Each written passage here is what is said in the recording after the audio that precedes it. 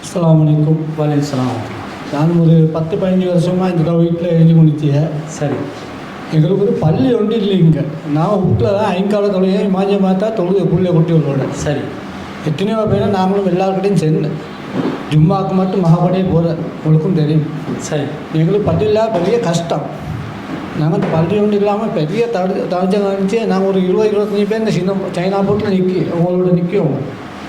இனி இதுக்கு ஒரு நல்ல ஒரு முடிவு சொல்லி நாங்கள் ரெஸ்ட் எல்லாருக்கிட்டையும் சொல்லிச்சு. இன்னும் ஒருத்தரும் ஒரு முடிவும் எடுக்கலை. நாங்கள் ஜும்மாவுக்கு போகல. நோம்பு காலத்துலையும் அங்கே போய் தான் தொழவும் கேமுன்னு அங்கே தான் தொழுவோம் மகாபடியில்.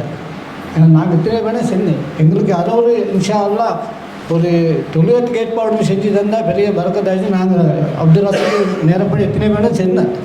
உங்களுக்கு யாரைக்கும் என்ன இன்ஷா அல்லாஹ் எதுக்கும் நல்ல ஒரு முடிவு தான் எல்லா விஷயம். சரி. பில்லோட தான் வைக்கிறாரு. சரி. என்ன கேள்வி கேட்குறாருண்டா, இந்த சைனா ஃபோர்ட், சீனா கோட்டை தானே, சீனாங்கோட்டை பகுதியில் தூய்மையான முறையில் மார்க்கத்தை கடைபிடிக்கக்கூடிய சகோதரர்களுக்கு நபி வழி அடிப்படையிலான ஒரு பள்ளிவாசல் இல்லை, ரொம்ப சிரமப்படுறோம். நபி வழி அடிப்படையில் பள்ளியில் தேடி போகிறதுக்கு சிரமப்படுறோம். எங்களுக்கு என்ன ஒரு சுஜூத் இடம் அமைஞ்சிச்சேண்டா நாங்கள் நிம்மதியாக தொழுகை இபாதத்துகள் செய்கிறதோட மார்க்க பிரச்சாரத்தை செய்வோம். உங்களுக்கும் சொல்லி பார்க்குறோம், நீங்களாம் பள்ளி கட்டி தர்ற மாதிரி இல்லை, கோரிக்கை வச்சு பார்க்குறோம், சரி வரலைன்றாரு. அதாவது நம்முடைய நிலைமை என்னன்னு சொன்னால், நாங்கள் ஒரு சிலோன் தௌஹீதமாக தலைமையகம், நாமளே வாடகைக்கு தான் ஓட்டி கொண்டு இருக்கிறோம். நமக்கே சொந்த இடம் இல்லை. ஆரம்பத்தில் நாங்கள் பயணித்த அமைப்புகளில் சொந்த இடமெல்லாம் நாங்கள் இருந்துச்சு, மக்கள் மத்தியில் வசூல் செய்யப்பட்டுச்சு, நிறைய பொருளாதாரங்களை திரட்டி சொந்தமாக இடமெல்லாம் எடுத்தோம். ஆனால் தற்போது நாங்கள் இருக்கக்கூடிய நிலை திரும்பவும் ஆரம்ப நிலை தான். 80களில் எப்படி தௌஹீத் இருந்துச்சோ அந்த மாதிரி ஒரு சூழ்நிலை தான் நாங்கள் தலைமையகமும் இருக்கிறோம். நாங்கள் வாடகைக்கு ஒரு இடத்த தான் கொழும்பில் வச்சுருக்கிறோம், ஒரு தலைமையகமாக பயன்படுத்துகிறோம். ஆனால் என்ன விஷயம் என்று கேட்டால், ஒரு பள்ளிவாசலில் நடக்க வேண்டிய காரியத்தை விட அதிகமான பணிகள் அந்த இடத்துல செய்கிறோம். அப்போ நமக்கு ஒரு தொழுமிடம் அமைக்கணும் என்று சொன்னால், அந்த தொழுமிடத்தை அமைத்து கொள்வதற்கு சொந்தமாகவே ஒரு இடம் இருக்கணும் என்ற தேவைப்பாடெல்லாம் கிடையாது. சொந்தமாக ஒரு இடம் இல்லாவிட்டால் நம்முடைய நோக்கம் என்ன? நபி வழி அடிப்படையில் எங்களுக்கு தொழுகத்துக்குரிய அந்த இடம் அமையணும். அதை நாங்கள் ஏற்பாடு செய்வதற்கு சொந்தமாக வசதி இல்லையா, வாடகைக்காவது ஒரு இடத்தை நாங்கள் முயற்சி செய்தால் கண்டிப்பாக எடுத்துக்கொள்ளலாம்.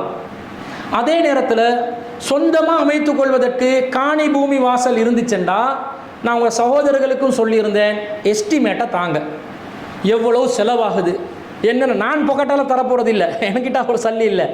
ஆனால் இந்த பள்ளிவாசல் விஷயங்களில் யார் ஆர்வமாக இருக்கிறாங்களோ அப்படிப்பட்ட சில சகோதரர்கள் நமக்கு தகவல் சொல்லியிருக்கலாம். பள்ளிவாசல் ஏதாவது கட்டுற விஷயம் வந்தால் கொஞ்சம் சொல்லுங்கள் என்று தகவல் சொல்லியிருப்பாங்க. இப்போ இந்த டைமில் அட் த மூமெண்ட் அப்படி பெண்டிங் தகவல் ஒன்றும் இல்லை. உதாரணத்துக்கு சொல்கிறேன், அப்படி வரும்போது உடனடியாக நாங்கள் என்ன செய்வோம், உங்களோட ப்ரொஃபைலை முன்னுக்கு கொடுத்து, இப்படி நம்ம சகோதரர்கள் தான், இவங்க பள்ளிவாசல் கட்டுறதுக்காக ரொம்ப சிரமப்படுறாங்க, கண்டிப்பாக இவங்களுக்கு ஒரு தொழுமிடம் அமைஞ்சிச்சுன்னு சொன்னால் வீரியமான தாவா பிரச்சாரங்களை செய்வாங்க என்று சொல்லி பரிந்துரை செய்யலாம். நாங்கள் பரிந்துரை செஞ்சு அந்த பரிந்துரையை நம்பி காசு பணம் அல்லாட மார்க்கத்துக்காக செலவழிக்கிறதுக்கு தயாரான மக்கள் இருக்கிறாங்க. அவங்களுக்கு உங்களோட இந்த விஷயத்தை முன்வைக்கலாம். அந்த ப்ரொஜெக்ட் வராவிட்டாலும் நாங்களே சில பேரை அணுகி இந்த விஷயத்தை கொஞ்சம் செஞ்சு கொடுக்கலாம் தானே, நல்ல விஷயம் தானே என்று சொல்லி கோரிக்கை வைக்கலாம். அப்போ அதுக்கு அந்த ஊர் மக்கள் தான் என்ன செய்யணும், ஒத்துழைப்பு வழங்கணும்.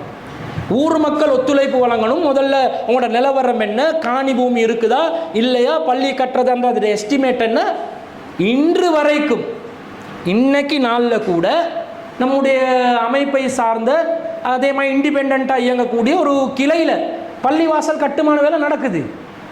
அப்போ என்ன அர்த்தம், அவங்களுக்கு முடியுமா போச்சு உங்களுக்கு முடியாமல் போச்சுன்னா என்ன அர்த்தம்? என்னை பொறுத்தளவில் சீனாங்கோட்டையில் பழமையான தௌஹீத்வாதிகள் நிறைய பேர் இருக்கிறீங்க, உறுதியான சகோதரர்கள் நிறைய பேர் இருக்கிறீங்க, இந்த கொள்கைக்காக தைரியமாக பாடுபடக்கூடிய சகோதரர்கள் இருக்கிறீங்க. எது இல்லை தெரியுமா, டீம் ஒர்க் பத்தலை, ஆளால் பிஸி ஆகிட்டீங்க. ஒவ்வொருத்தர் வெளிநாட்டுக்கு போகிறதும் வாரதும், கல் வியாபாரத்தில் ஈடுபடுறதும், அல்லது அவங்களோட பிஸி ஷெட்யூல், தொழிலை பார்க்க தானே வேணும், அது பிஸி ஷெட்யூலுக்குள்ளே போயிட்டோம். அதை நீங்கள் பழையபடி என்ன செய்யுங்க, திரும்ப வந்து பாலிஷ் பண்ணி, இல்லை நாங்கள் இதுக்காக நாங்கள் எப்படி எங்களோட சொந்த தொழிலுக்காக எப்படி நாங்கள் பாடுபடுறோமோ நேரம் ஒதுக்குறோமோ அதை விட அதிகமான அளவுக்கு இந்த அல்லாட மார்க்கத்துக்காக நாங்கள் நேரம் ஒதுக்கணும். நான் இந்த உலக காரிய விஷயத்தில் என்ன முற்படுத்துறதுக்காக வேண்டி சொல்லலை, நான் ஏற்படுத்தி கொண்ட என்னுடைய கல்வி தகமைக்கு இந்த ஃபீல்டு எனக்குரிய ஃபீல்டே இல்லை. நான் தொழிலில் ஈடுபட்டணும், நான் ப்ரொஃபஷனலாக காசு பணம் சம்பாதிக்க வேண்டிய ஒரு ஆள். நான் இதில் வந்து என்னுடைய நேர காலங்களை முடக்கி கொண்டு இருக்கிறேன். காரணம் என்ன? இந்த மார்க்க பணிகளுக்காக நாங்கள் யாராவது நேரம் ஒதுக்கித்தான் ஆகணும். நான் படித்த அந்த கேட்டகரியில் என்னுடைய குவாலிஃபிகேஷன்ஸில் நான் வேறு தொழில் செய்யலாம். அப்போ நாங்கள் என்ன நினைக்கிறோம்? இல்லை, இதை விட என்னுடைய மறுமை வாழ்க்கை முக்கியம். இங்கே ப்ரொஃபஷனாக நாங்கள் சம்பாதிக்கிறத விட ஆகிரத்துக்காக சம்பாதிக்கிறது முக்கியம். அதுக்காக வர சிரமங்களை நாங்கள் முகம் கொடுத்து கொள்வோம் என்று நாங்கள் நினைக்கிற மாதிரி நீங்களே நினைக்கின்றோம். நான் செய்யாதொன்று கூட உங்களுக்கு சொல்லலை. எதை நான் செஞ்சு கொண்டு இருக்கிறேனோ அதை நான் உங்களுக்கு செய்ய சொல்கிறேன். அதனால் நீங்கள் முன் வாங்க, அந்த களத்தை சரியாக அமைச்சுக்கோங்க, மசூரா பண்ணுங்க. ஒரு மசூரா பண்ணினா உங்களோட சைடில் நடக்கிற ஒரு மைனஸாக பார்க்குறது திரும்ப அடுத்த தடவை எங்களை சந்திக்கும் போது தான் அந்த மசூரா ஞாபகத்துக்கு வருது. திரும்ப அடுத்த தடவை நம்மளை அங்கே காணியை பற்றி பேசினோம், பூமியை பற்றி பேசினோம், மர்க்கஸை பற்றி பேசினோன்னு திரும்ப ஒரு விசிட்டில் ஞாபகம் வருதே தவிர அடுத்த அப்டேட் போகுதில்லை. உயிரோட்டமான பணிகள் தான் ஒரு அடைவதற்குரிய அந்த வேலையை செய்யும், சாதனை படைக்கலாம். எனவே நீங்கள் முயற்சி செய்யுங்க. அல்லாஹ் தஆலா கண்டிப்பாக உங்களுக்கு உதவி செய்வான். எங்களுக்கு தலைமையால் தர்றதுக்கு இல்லை, என்ற தலைமைக்கே இல்லாத நிலை. ஆனாலும் கண்டிப்பாக எங்களுக்கெல்லாம் சொந்த இடம் இருந்தால் தான் தவ்வா பண்ணணும்ன்றது இல்லை. நடு தெருவில் நின்றாவது 4 சின்ன பொடியம்மார்களை வச்சாவது இந்த தாவாவை கொண்டு போயிட்டு கொண்டே இருப்போம் என்றொரு டார்கெட்டில் இருக்கிறோம். இடத்தை நம்பி தாவாவை ஆரம்பிக்க நினைக்காதீங்க. இடம் வந்தாலும் நாங்கள்லாம் வளமையாக நாங்கள் காண்ற சுண்ணத்தான வழிமுறை என்னன்னு சொன்னால், அதுக்கு பிறகு தூணை பார்த்து ரசித்து கொண்டு இருப்பான். இந்த தூணுக்கு டெராசோ பிடிப்போமா, டைல்ஸ் பிடிப்போமா, டிசைன் கம்பி போடுவோமா, இதிலே நேரம். லைட்டு போடணுமே, ஃபேன் எந்த டிசைனை பொறுத்து, ஏசி போடுறதா, பள்ளிக்கு காப்பட் பூல் காப்பட் போடுறதா, சவுதி காப்பட் போடுறதா, மைக்கு அப்படி இருக்கணும், இதிலே கவனம் போகுது. அதனால் மறுக்க அமையாமல் நீங்களா வேற கஷ்டப்பட்டு சிரமப்பட்டு தொழுமிடங்களை தேடி போயிட்டு தொழுதாலும் பரவாயில்லை, தாவாவை ஆரம்பிங்க. அந்த இடம் நீங்கள் இடத்தை நிரப்பினீங்கன்னு சொன்னால் அல்லாஹ் உங்களுக்கு ஒரு வாக்குறுதி அளிக்கிறான்.